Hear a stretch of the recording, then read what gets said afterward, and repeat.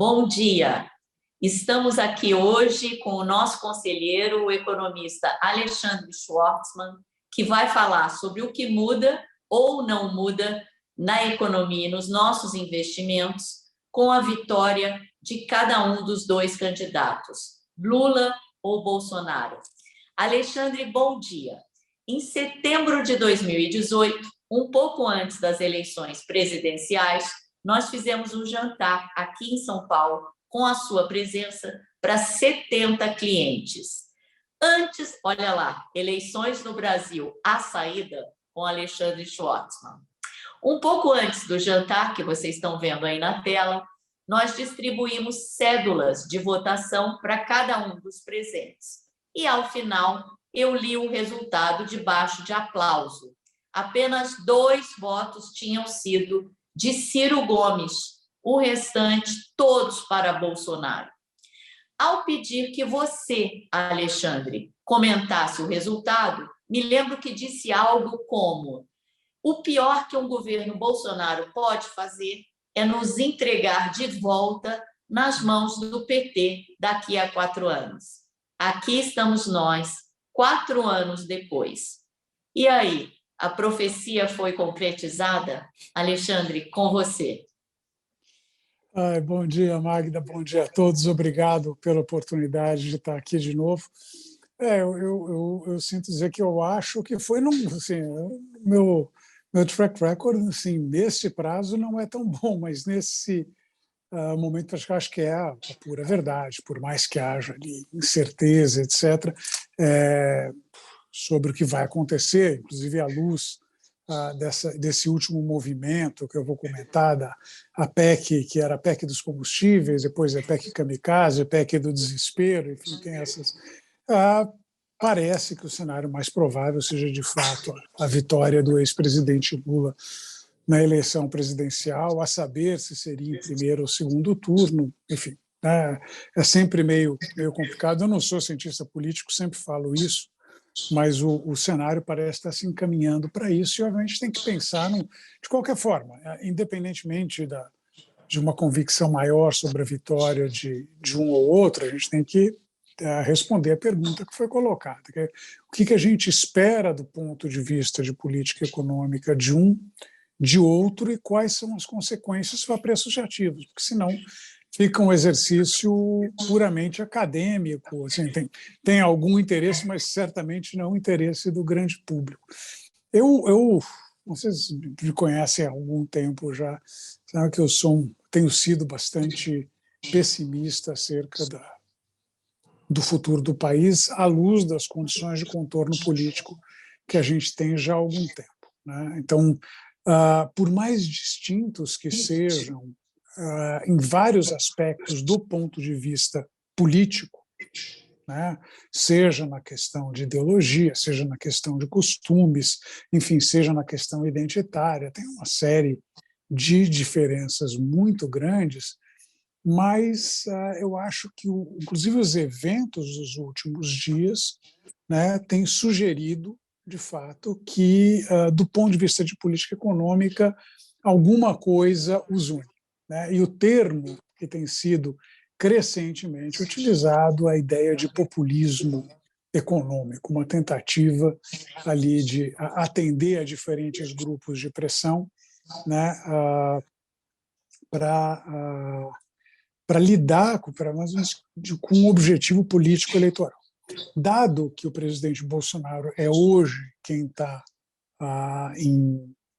é responsável pela gestão da política econômica, pode até, vamos dizer, delegar para o posto Ipiranga, mas a grande verdade é que quem está lá é o responsável por isso, né?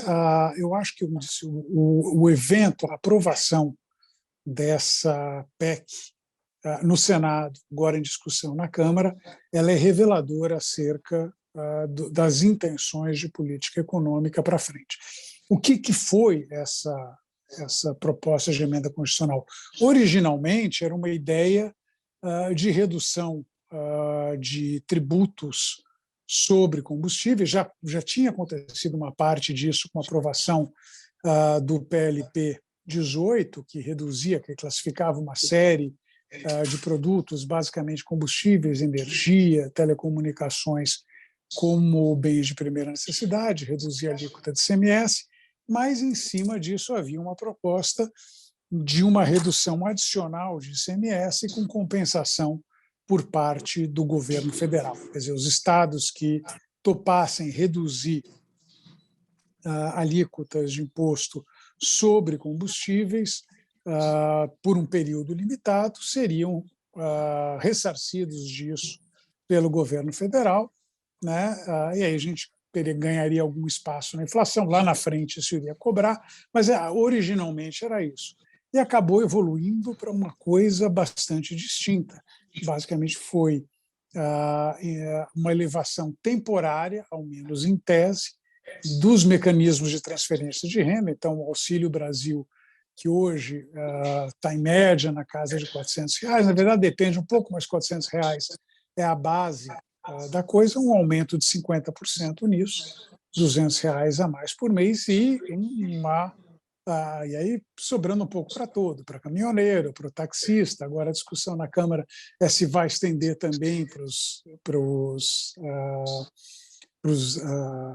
motoristas de aplicativo, enfim, um pouco para todo mundo, numa violação direta da lei eleitoral, né? A lei, quer dizer, tecnicamente não é uma violação da lei eleitoral. A lei eleitoral é uma lei, né? Uma emenda constitucional, do ponto de vista legal, ela é superior hierarquicamente no conjunto das leis a uma lei ordinária, portanto, ela não é exatamente legal. Mas se quebra o espírito da lei eleitoral, que era justamente vedava a concessão de benefícios no período imediatamente anterior à eleição.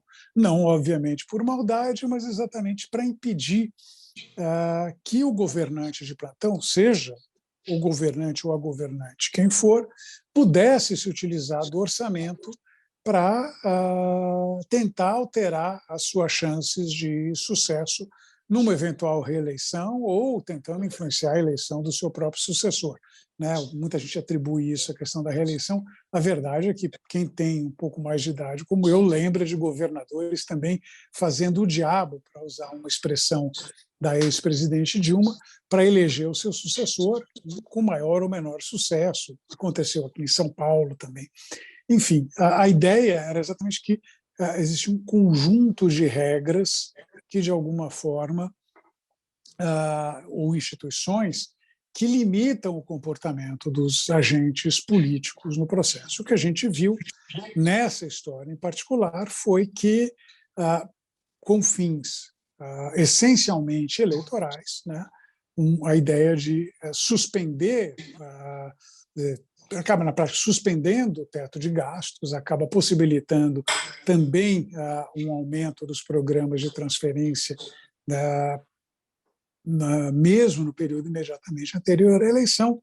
A mensagem que fica disso, né, embora seja, de novo, em tese, algo temporário, um impacto aí da ordem de 40 bilhões de reais, a consequência disso é muito mais grave. Não é pelos 40 bilhões de reais, que já são dinheiro.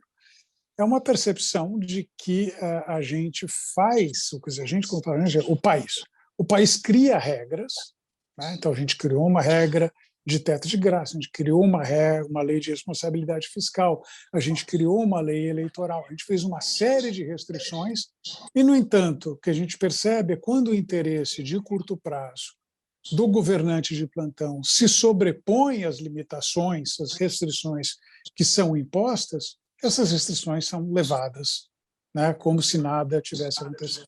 E que não foi particularmente difícil, a gente tem quase que unanimidade no Senado para aprovação disso, e não duvido a gente vai ter um apoio muito grande a isso. Então, mostra que, na linha de que as restrições podem impedir um comportamento que é danoso a médio e longo prazo, melhor não contar com isso. A analogia que eu tenho feito, né, eu que sou um amante de mitologia grega, etc., para quem lembra da história, Ulisses, né, quando estava voltando para casa, ele tinha que enfrentar uma série de perigos. Um desses perigos era passar pela Ilha das Sereias, porque se ouvisse o canto das sereias, a vontade era se atirar no mar, que era um interesse de curto prazo, né, o que impediria o interesse dele de longo prazo, que era voltar para Ítaca, voltar para Penélope, a sua esposa, para o seu Telêmaco, o seu filho, etc. O que ele fez, ele não só tampou os ouvidos dos seus marinheiros com cera, mas ele, que queria ouvir o canto da sereia e não pular no mar, ele se amarrou ao mastro, né, pediu que amarrasse. A ideia dessas regras são exatamente isso, são os mecanismos de comprometimento, são as cordas que nos amarram ao mastro das embarcações para que a gente não sucumba ao canto da sereia. O que a gente viu é que o país sucumbe muito fácil ao canto da sereia. No caso específico do presidente Bolsonaro, o que a gente vê é que as promessas que foram feitas no sentido né, de ajuste fiscal, etc., elas não estão prosperando. Por mais que os números tenham melhorado aí nos últimos meses, eu acho que eu já trouxe aqui esse número, essa melhora ela é essencialmente devida à inflação muito alta.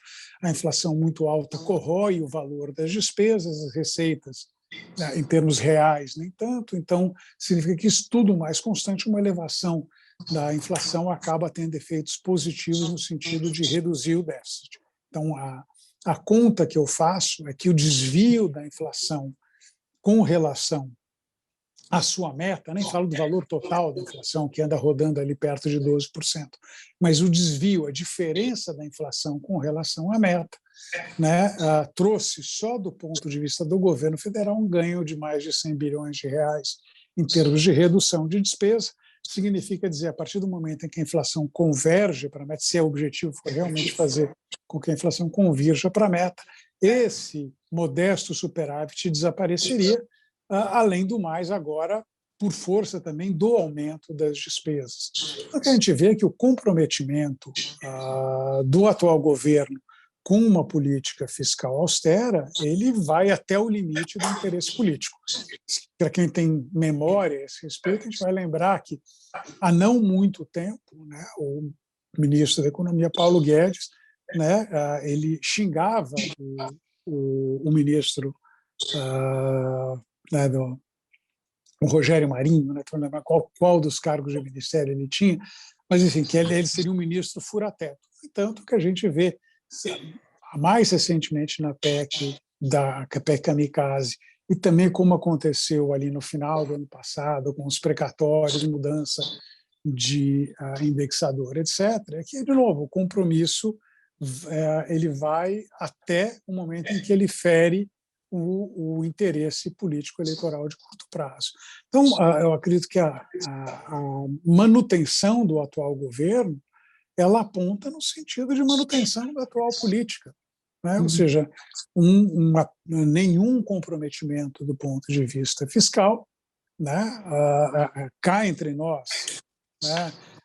Eu duvido que esse gasto, em termos do Auxílio Brasil adicional, ele permaneça só até o final do ano. Vai ser muito complicado tirar isso, fazendo uma conta nada complicada, basicamente ali são R$200 a mais por mês por 18, 19 milhões de famílias, talvez um pouco mais por 12 meses, a gente está falando ali de um aumento permanente de gastos da ordem de 45 bilhões só nesse programa, se os demais não forem mantidos também. Então, significa que a gente vai continuar remando contra a maré no que diz respeito a chegar a um certo grau de equilíbrio fiscal. E quando eu falo um certo grau de equilíbrio fiscal, basicamente é a ideia de algum nível de superávit primário que mantenha a relação dívida-PIB mais ou menos controlada. Ela está em queda, isso aí podem ter certeza, ela vai deixar de estar em queda a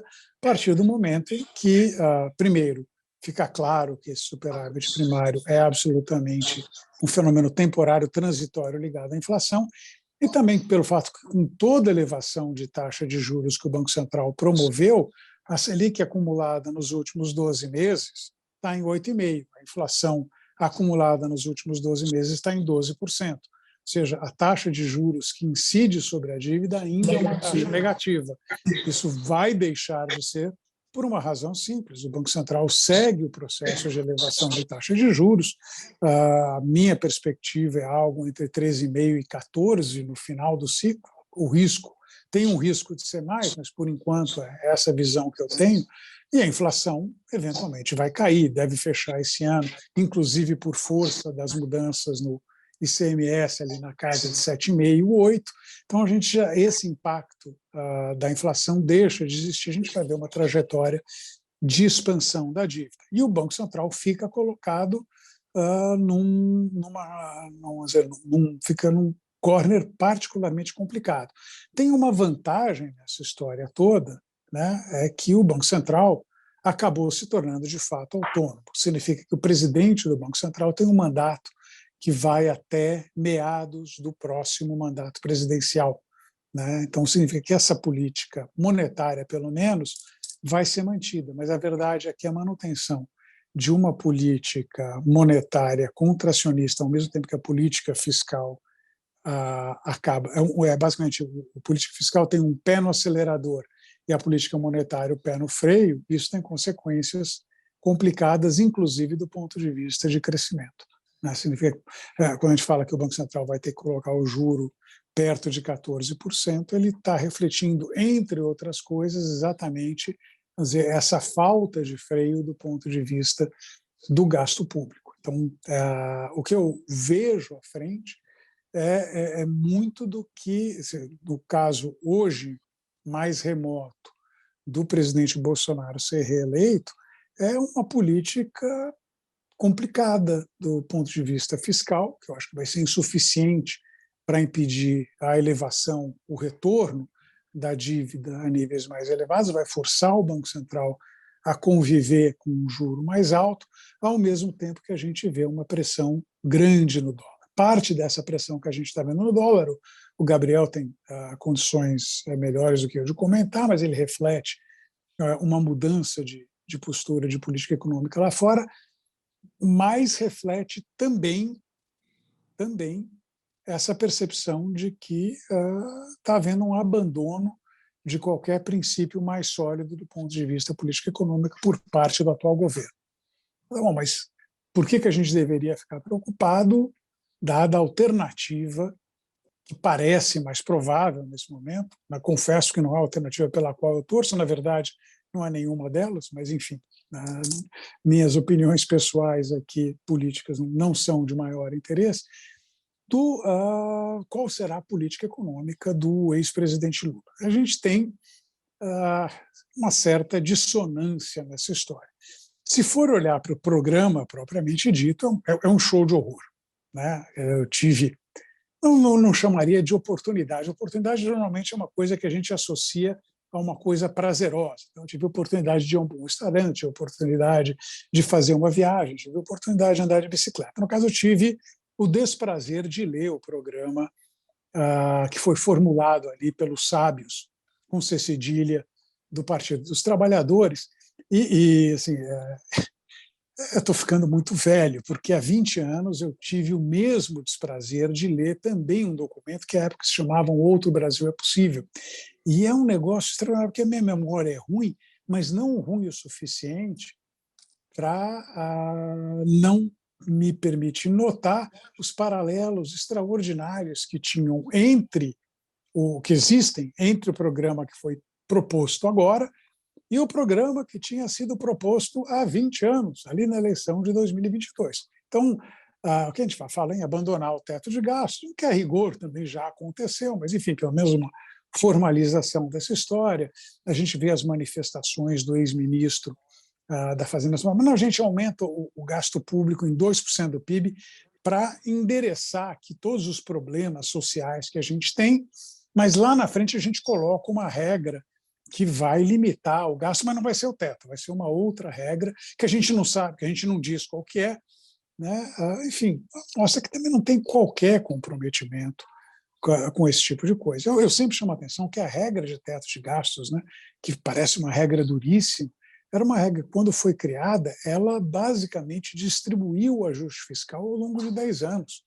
Né? Era um ajuste fiscal feito de uma maneira muito suave ao longo do tempo, né? Obviamente, dependia de um conjunto de reformas que a gente não fez, fizemos algumas, outras não, fizemos menos do que era necessário, mas, enfim, era uma coisa que prometia um ajuste fiscal no futuro, mas que conseguiu, ao mesmo tempo, trazer ganhos presentes. A gente viu uma queda importante de taxa de juros. Proposta, alguma coisa ainda mais suave do que isso, dado que, a gente, como viu, tem um país cujo histórico é, a partir do momento em que a regra entra no caminho do interesse de curto prazo, a tendência é jogá-lo fora.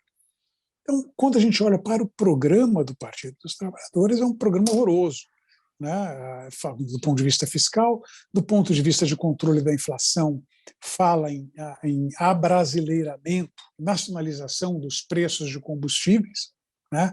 É um negócio que não faz, porque, afinal de contas, o petróleo é extraído, nós exportamos mais petróleo do que nós produzimos, então a gente poderia se dar esse luxo. Obviamente, esquece que a gente importa os derivados, esquece a noção de custo de oportunidade, esquece o fato de que o preço de outras commodities, carne, açúcar, minério de ferro, é fixada.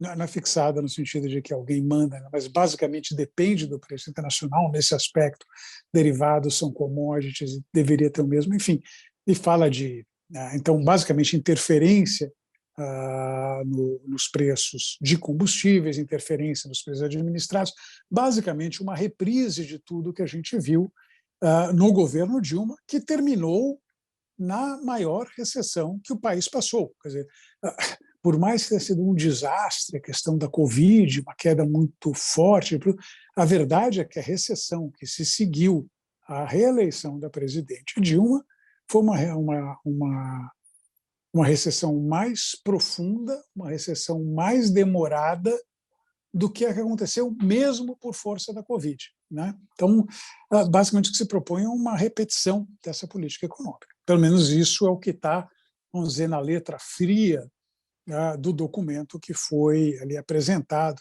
pelo Partido dos Trabalhadores. Tem uma visão, na hora H, né, o Lula vai fazer exatamente como ele fez lá em 2003. 2003 também tinha um programa, etc. Ele fez uma carta aos brasileiros. Mais importante do que a carta aos brasileiros, ele foi lá, botou o Meirelles no Banco Central, botou o Palocci como ministro da Fazenda, botou o Palocci ali assessorado por economistas como Marcos Lisboa, como Joaquim Levy, fez uma política fiscal austera. O Meirelles chamou conjuntos de economistas, eu inclusive, mas enfim, né? E aí fez também uma política austera, e na hora H vai prevalecer o pragmatismo e a gente não tem que se preocupar, o Lula vai passar por cima do partido como ele sempre passa, porque ele é maior do que o partido, e isso eu acho que continua sendo verdade. O que eu acho que as pessoas esquecem nesse caso é que o Lula, que assumiu em 2002, por mais que reclamasse de uma herança maldita, etc., etc., ele herdou uma casa essencialmente em ordem, com a notável exceção ali do nível de reservas, que era particularmente baixo, foi sendo corrigido. Do ponto de vista fiscal, a casa estava absolutamente em ordem. Ele não precisava fazer nada.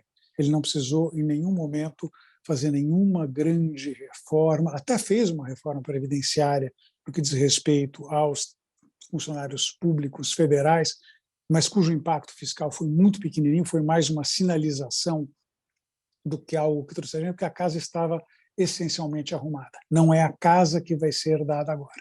Para arrumar esta casa, vai ter que gastar capital político numa série de reformas, pegando um Congresso muito mais fragmentado, né, um poder muito maior do Centrão do que jamais teve. A gente sabe muito bem como é que o governo do PT lidou com o Centrão. Então, tudo rima com ão, né? Então teve mensalão, teve petrolão, só que agora tem o orçamento secretão e esse poder já não está mais na mão do presidente da República, então a gente tem uma dificuldade maior. Então a ideia de que o Lula pragmático vai prevalecer é uma ideia que acho que ignora os constrangimentos, seja do ponto de vista da herança que ele vai ter, que é muito diferente da herança do Fernando Henrique, e muito diferente do ponto de vista político, né? O ponto de vista político é um Congresso mais fragmentado. O PT, por mais que consiga algum grau de recuperação, vai estar muito distante do que foi o PT em 2003. O PT de 2003 era uma força política, 120, 130 deputados, obviamente não é uma maioria numa Câmara de 513, mas, de qualquer forma, era um bloco político considerável. Hoje não, hoje a gente vai ter, muito provavelmente, esse quadro de fragmentação predominando, o que significa que é um governo que também vai comer na mão do Centrão, né, em que a capacidade de gestão de política econômica é baixa, né? Então, as ideias não são boas e eu acho que o espaço para um eventual pragmatismo é muito reduzido, o que significa que a gente vai ter um cenário em que, muito provavelmente, no caso da eleição, vai ter a eliminação do teto de gastos, né? O Congresso acho que não tem o menor problema com isso, dado o comportamento recente dele, né? Talvez cobre um pouco, mas ninguém está particularmente casado com o teto de gastos, então acho que não, até a conta nesse caso não vai ser tão cara, né? E a gente vai ver esse mesmo tipo de combinação. Acho que o que segura um pouco é o fato de que, de novo, o Banco Central tem uma autonomia. Não acredito que vão ter condições de reverter a autonomia do Banco Central, pelo menos não no primeiro momento. Então, a gente ainda vai ter um Banco Central que vai cuidar disso, pelo menos ao longo dos próximos 2 anos. Dos 4 anos seguintes, vai saber, porque daí vai ser a vez do governo que vai ser eleito em 2022, então a posse em 2023, indicar um presidente de Banco Central que tome posse em 2025. Então tem pelo menos este freio, eu acho que ainda vai ser mantido. Mas também é um cenário no qual a gente vê um descontrole fiscal, a gente vai ver uma taxa de juros ainda muito elevada e a convergência para a inflação muito mais lenta. O próprio Banco Central atual, acho que já jogou a toalha com respeito à inflação desse ano, é muito claro, ele já jogou a toalha, embora não completamente no que diz respeito à meta de inflação para o ano que vem. Acho que pela comunicação recente do Banco Central, qualquer coisa abaixo de 4 o Banco Central vai comemorar, mas certamente não a meta de 3,25. Ele vai tentar levar isso para 2023. Perdão, para 2024, uma convergência para 2024, que eu acho que vai ser também uma aposta complicada, embora a gente veja uma trajetória decrescente de inflação à luz, de novo, do fato de que você vai ter que conviver com uma expansão fiscal, né, um pé no acelerador do ponto de vista do gasto, ao mesmo tempo que o Banco Central tenta colocar o pé no freio do ponto de vista monetário. Então,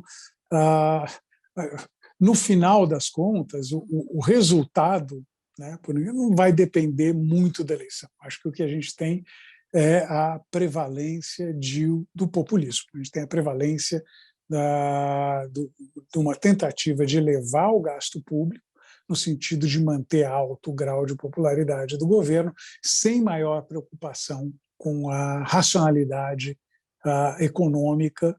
E eu acho que o cenário disso, seja do ponto de vista de inflação alta, do ponto de vista de juro alto, do ponto de vista de crescimento baixo, nenhuma dessas é muito positiva para o mercado financeiro de maneira geral.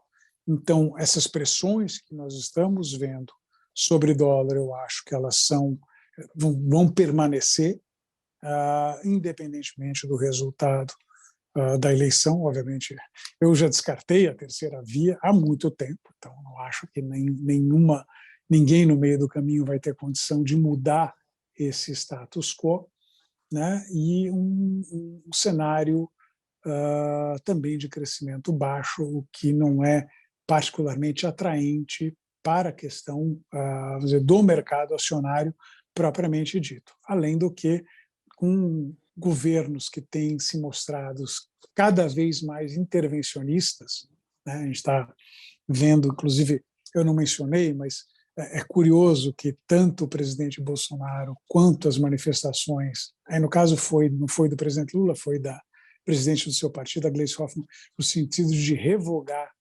alguns aspectos da lei das estatais, permitir, na verdade, que políticos voltem a ocupar cargos em estatais importantes, né? mostra só esse trabalho de desconstrução institucional é comum a ambos. Então, por mais que ideologicamente sejam polos opostos, no ponto de vista, eles se unem numa visão populista de gestão de política econômica, em que o objetivo, basicamente, é maximizar chances eleitorais e não, de fato, resolver os problemas do país. Eu acho que falei já demais, mas eu paro por aqui. Bom, eu antes de passar para as perguntas, que já são algumas, eu vou perguntar ao Gabriel, eu vou fazer 2 perguntas ao Gabriel, que está lá em Genebra nos acompanhando. A primeira diz respeito a essa fala do Alexandre sobre os 2 prováveis vencedores, aí, ou um ou outro, muito provavelmente o Lula, pelas pesquisas, mas entre os 2 candidatos com a melhor colocação hoje para ganhar. Bolsonaro e Lula, eu quero saber o que o mercado internacional pensa sobre cada um deles. E depois, para já tomar carona numa das perguntas, e depois eu passo a outra para o Alexandre, Gabriel, a recessão global vai chegar? E vai chegar quando? Então, com a palavra agora, o Gabriel Safdie, lá de Genebra. Conta para a gente o que o mercado acha do Lula e o que o mercado acha do Bolsonaro. E depois, por favor, responda a pergunta sobre a recessão, porque tem um gancho para o Alexandre na sequência. Boa tarde a todos.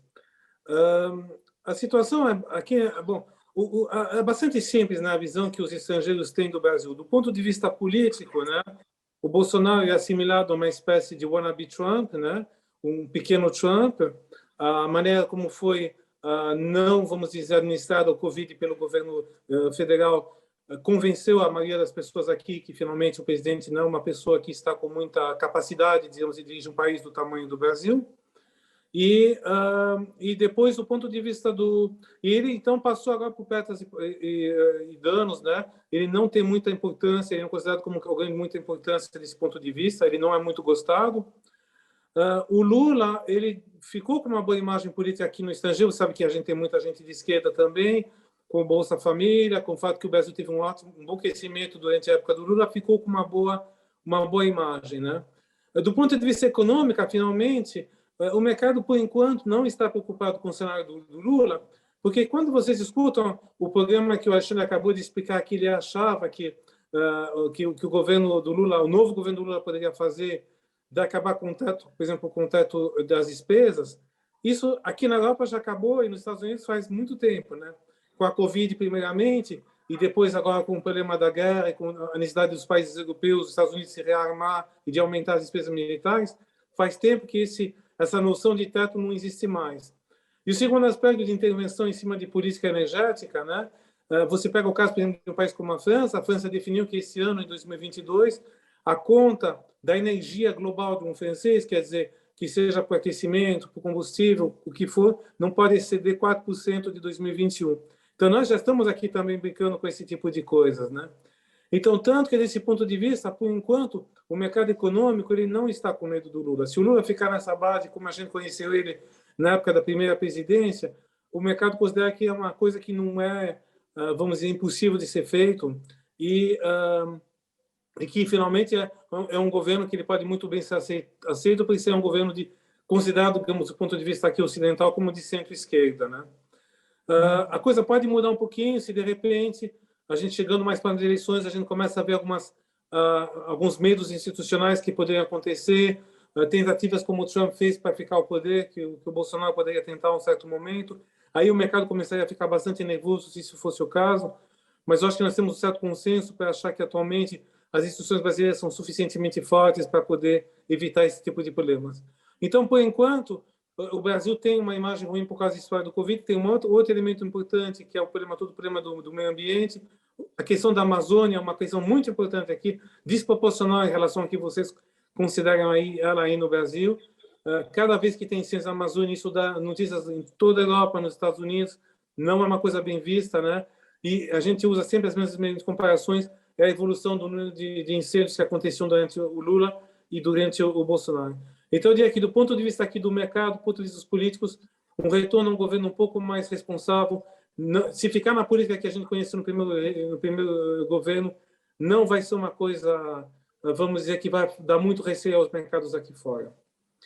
Em relação à segunda pergunta, sobre o problema da recessão mundial, aí, de novo, cada um pode ter uma opinião sobre esse assunto. Acho que nós estamos vivendo as coisas. Nós temos que nos habituar atualmente com os gastos que foram feitos com a desculpa do Covid, por causa do Covid, como a gente quer usar isso. A gente viu o Banco Central americano, por exemplo, hoje, ele está com uma política completamente esquizofrênica, de um certo ponto de vista. Ele começou a subir taxa de juros, ele começou a reduzir o balanço dele, mas, ao mesmo tempo, ele continua remunerando os depósitos que são feitos com ele. Então, de um ponto de vista, eu não estou mais comprando diretamente os bons do governo, eu deixo os bancos comprarem e depois eles vêm, eles aplicam comigo e eu pago uma taxa de juros melhor do que a do mercado para ficar comigo, né? Então, aí você não está fazendo nenhuma redução, finalmente, da massa monetária, do certo ponto de vista. Então, está complicado atualmente, porque os bancos centrais eles estão prisioneiros dessa política que eles tiveram. Gastos, hoje, todo mundo continua gastando como se não tivesse limite nenhum. Bancos centrais não estão tentando voltar realmente com vontade de lutar contra a inflação. Isso também faz que, então, definir se vamos entrar em recessão ou não vamos entrar em recessão é uma coisa complicada por causa dessa situação. Não há uma vontade nenhuma, por exemplo, de pôr a taxa de juros no Brasil. Vocês têm as maiores taxas de juros do mercado, as taxas de juros reais, né? Aqui na Europa, nos Estados Unidos, vai levar muito tempo antes de a gente voltar a ver taxas de juros reais positivas, né? Taxa de juros nominal menos a inflação. Mesmo na pior fase da inflação dos anos 70, 80, nunca as taxas de juros estivessem tão negativas como elas estão hoje.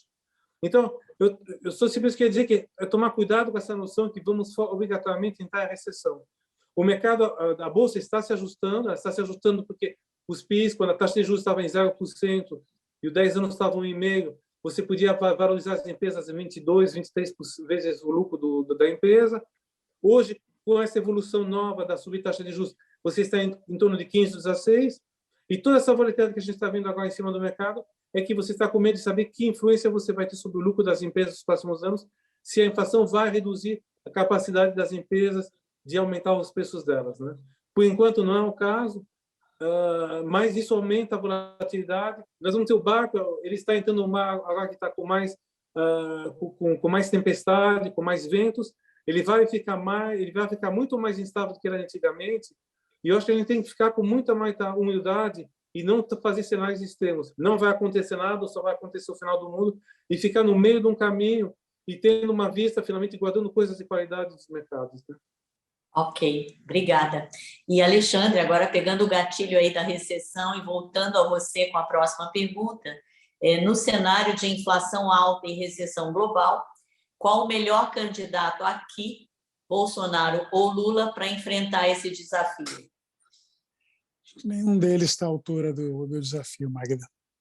Nenhum deles, né? A gente já viu, quer dizer, tem um que a gente está exatamente vendo, que não tem demonstrado nenhum apetite para enfrentar os piores problemas. Basicamente, abriu mão do governo, né? E a grande verdade, assim, que o presidente Lula... o ponto do Gabriel é ótimo. O primeiro governo do presidente Lula é lembrado com saudade. Assim, enfim, eu sou suspeito para falar, porque eu fiz parte desse governo, né, por mais, quer dizer, que o Banco Central pudesse ser visto, mas foi um governo no qual prevaleceram políticas econômicas racionais, né? Mas a verdade é que tinha um ambiente internacional que era extraordinariamente favorável. A gente tinha taxas de juros baixas, inflação baixa, as commodities vindo numa trajetória de alta sem impacto sobre a inflação, né, diferente de hoje, né? Então, era um mundo que, do ponto de vista de um mercado emergente como o Brasil, exportador líquido de commodities, né, em que o juro mundial baixo levava naturalmente a um interesse maior, é muito mais fácil de gerir do que um cenário no qual a gente vê uma taxa de juros em elevação, né? No mundo todo. No mundo todo, né? Então, só para chamar a atenção, quando a gente olha o dólar relativamente aos 6 principais moedas internacionais, estamos falando de moeda de terceiro mundo, não. Então é contra euro, contra ien, contra a Libra, contra, enfim, franco suíço, etc. A gente olha lá, o dólar está no nível mais alto dos últimos 20 anos com relação a isso. Não, naqueles há 20 anos, mais ou menos, a gente vê o dólar numa trajetória de desvalorização geral. Teve, obviamente, repiques, mas com uma tendência de um dólar relativamente fraco. A gente está vendo o contrário disso, um dólar relativamente forte, né, mundialmente falando. Então, não é um mundo de uma que facilita a gestão. É um mundo em que a gente precisa ir além de si. O grande mérito do Lula em 2003, 2004 foi não mudar o time que estava ganhando. O time dele não está ganhando, o time atual não está ganhando, a gente está perdendo de goleada, né? Vai ter que mudar. E não é que vai ter que mudar jogando contra um time fraco, que era basicamente, ele não mudou e o oponente era fraco. Não, é um oponente forte, é um mundo no qual o juro está subindo, o dólar está subindo, né? Por mais que ainda permaneça a pressão nesse momento sobre as commodities energéticas, aquele impacto maior do que a gente teve nas commodities, grãos, metais, etc., ele está, em algum grau, perdendo fôlego. Eu não sei dizer se vai despencar, provavelmente não. Se houver uma recessão, que é um grande ponto de interrogação, a gente pode esperar, sim, perda de valor de commodities. É natural que isso aconteça em ambientes como esse. Então, eu acho que a maré mundial é muito mais complicada. Então, eu acho que nenhum dos dois está minimamente preparado para lidar com isso. Tá. Então, enganchando agora a próxima pergunta, um dos participantes pergunta se o período, como o primeiro governo Lula foi extremamente benéfico para a Bolsa de Valores, se isso vai repetir simplesmente por uma vitória de Lula. Você praticamente respondeu. No primeiro governo, Lula surfou a marolinha internacional e agora Lula vai ter que surfar aquelas ondas lá de Portugal, de Nazaré, internacionais. É isso? O que você diria sobre isso? Não sendo, obviamente, um entendido sobre o mercado acionário. Eu acho que é uma coisa muito mais complicada. E não, o mercado acionário foi bem, de novo, porque os preços de commodities estavam em alta. A Bolsa brasileira, as poucas coisas que eu sei, acho que é menos hoje, mas na época era mais. Na época, 60% do... É isso. 60% do Bovespa era Petro e Vale.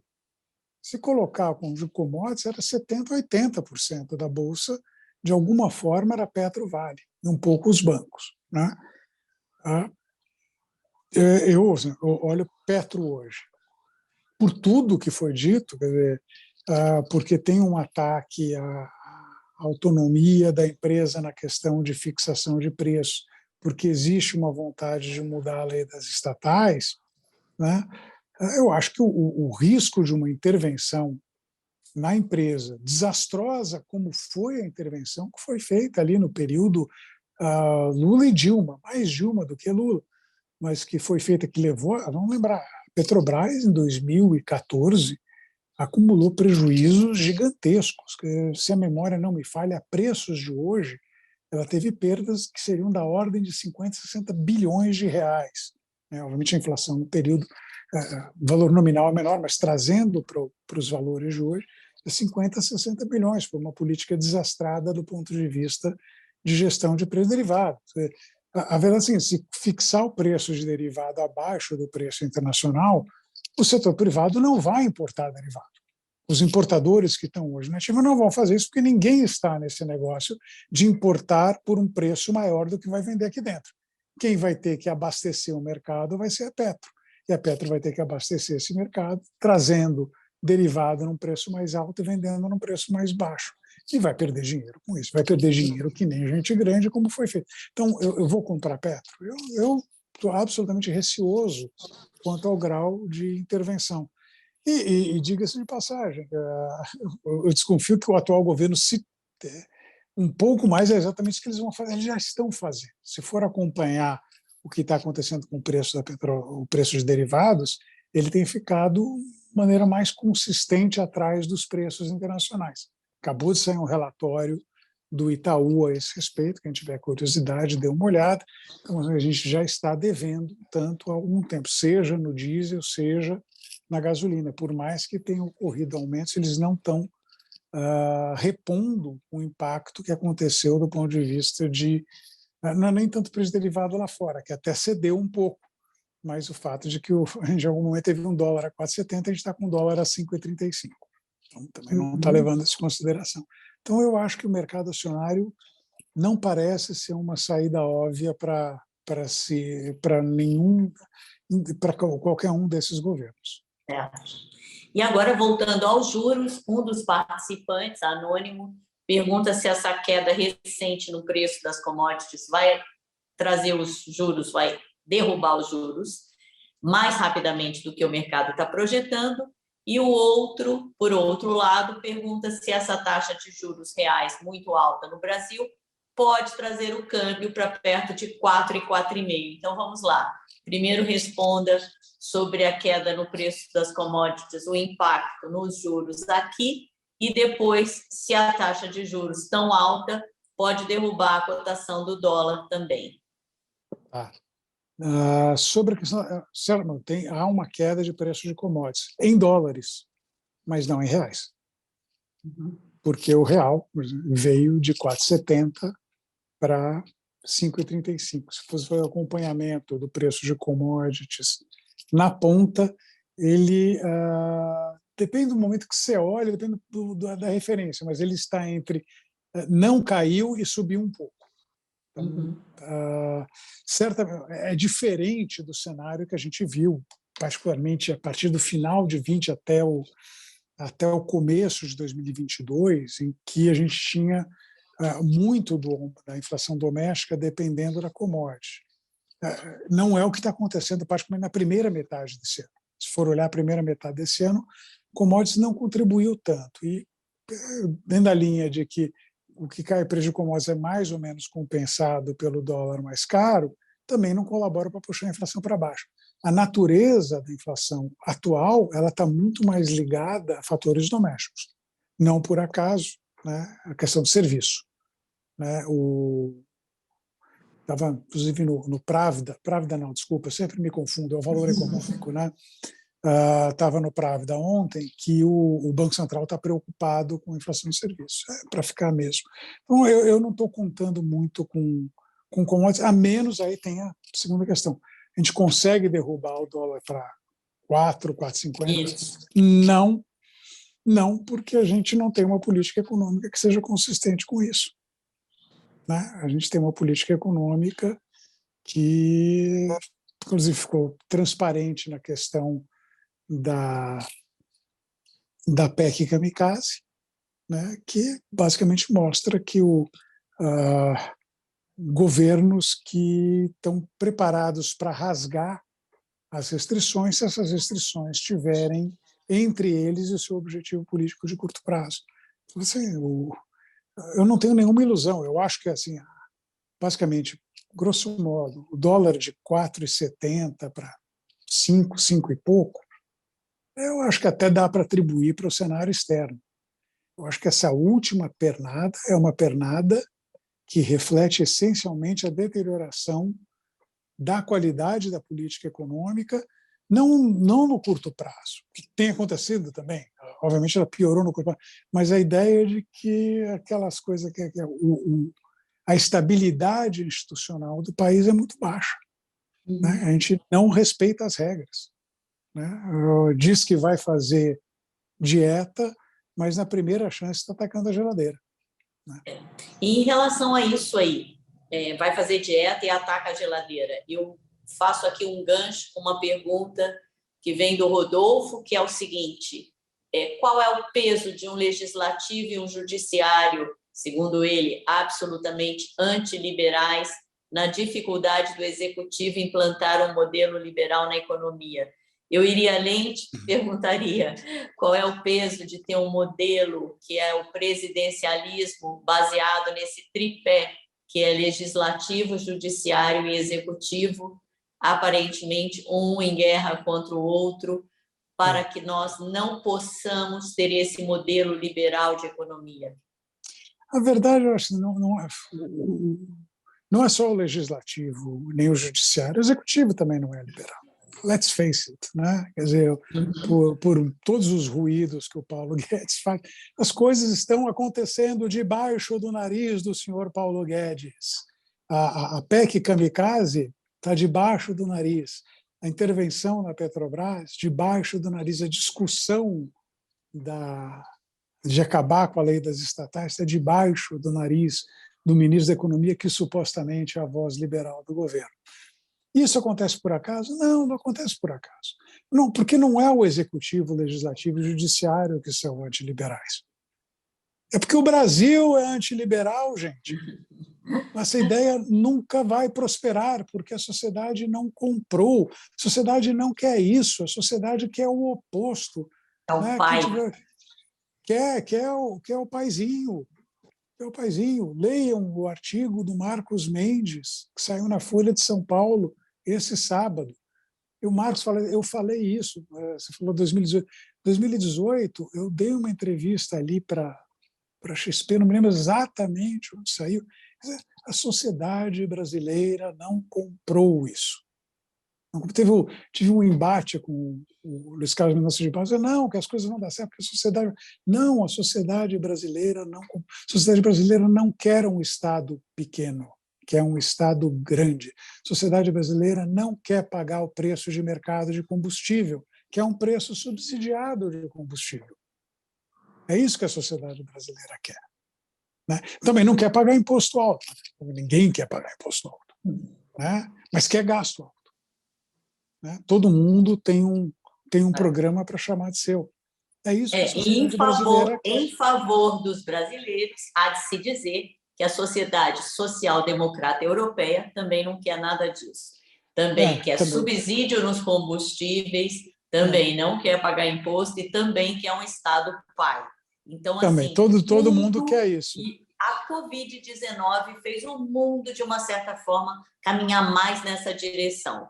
Então, finalizando aqui e resumindo tudo que o Alexandre disse e respondendo à pergunta do Paulo sobre o Lula não respeitar teto de gastos, eu acho que ficou claro que o governo atual também não está respeitando o teto de gastos, com a quantidade de PECs que está colocando, inclusive não respeitando a tal lei eleitoral, que ambos os candidatos são populistas e não têm nenhum respeito com a parte fiscal. E são amparados pelo restante do mundo, que depois da pandemia também ficou, nesse aspecto, muito mais leniente em relação à parte fiscal.